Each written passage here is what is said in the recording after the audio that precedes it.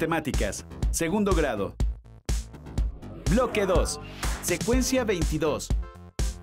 Polígonos 2. Ángulos centrales de un polígono regular. Hola, bienvenidos nuevamente al blog de las matemáticas. Hoy hablaremos del ángulo central de un polígono regular y de su relación con otros ángulos que se generan en el mismo polígono. Comencemos estudiando el ángulo central. Observen cómo se va trazando uno de los ángulos centrales en estos polígonos regulares. Con base en estos ejemplos, ¿cómo podrían definir al ángulo central? Observen que el ángulo central tiene como vértice el centro del polígono y como lados, dos segmentos de recta que unen a este con dos vértices consecutivos del polígono. Es decir, el ángulo central se forma por dos segmentos de recta que parten del centro del polígono y unen a este con dos vértices consecutivos. Una vez que se ha definido el ángulo central, podríamos preguntarnos, ¿cuántos ángulos centrales tiene un polígono regular? Al trazar todos los ángulos centrales de un polígono, nos damos cuenta de que su número es igual a la cantidad de lados y de vértices. Otra cosa que se puede observar es que de la unión de todos los ángulos centrales del polígono se puede construir un círculo. En otras palabras, la suma de todos los ángulos centrales de un polígono regular es igual a 360 grados. Por lo tanto, para obtener la medida de un ángulo central en un polígono regular, basta dividir 360 grados entre el número de lados del polígono, el cual representamos con la letra n. Ahora les toca utilizar esta fórmula para calcular la medida de los ángulos centrales del siguiente undecágono. Por otra parte, ¿habrá una relación entre las medidas de los ángulos centrales y las de los ángulos externos de un polígono regular? ¿Habrá alguna relación entre sus ángulos centrales y sus ángulos internos? En caso de que las haya, ¿cómo creen que se relacionen los tres ángulos? Vamos a descubrirlo. Recordemos que la suma de los ángulos internos de cualquier polígono, regular o irregular, se calcula multiplicando 180 grados por el número de sus lados menos 2.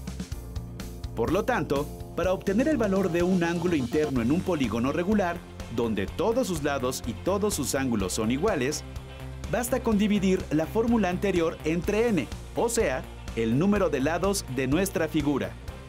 Verifiquemos mediante esta fórmula la medida de los ángulos interiores del nonágono que acabamos de mostrar. Ahora analicemos la fórmula anterior desde otro punto de vista. Al eliminar paréntesis, obtenemos las siguientes expresiones algebraicas equivalentes. Pero n que multiplica y n que divide se eliminan y queda solamente... Observen bien el término que se resta a 180 grados. ¿Han visto esta expresión antes? ¡Claro! ¡La acabamos de ver!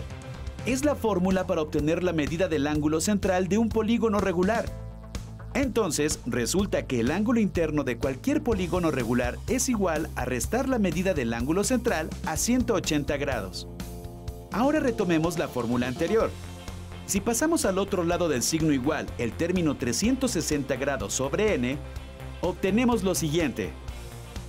Pero de nuevo, como 360 grados entre n es igual al ángulo central, resulta que la expresión algebraica nos está diciendo que la suma del ángulo central y el ángulo interno es 180 grados, es decir, son ángulos suplementarios.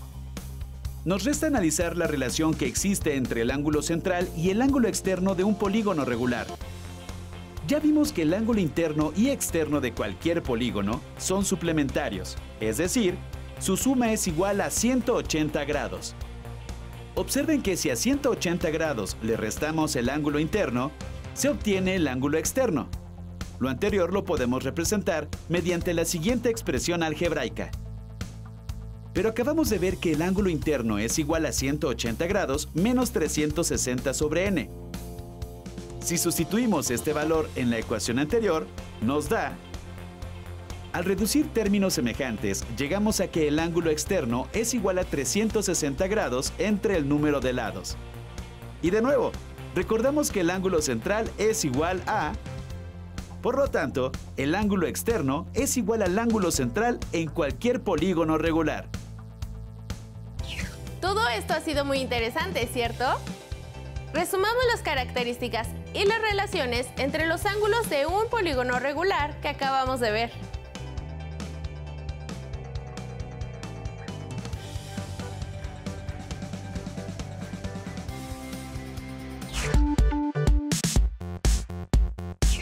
Hasta el próximo blog de las matemáticas.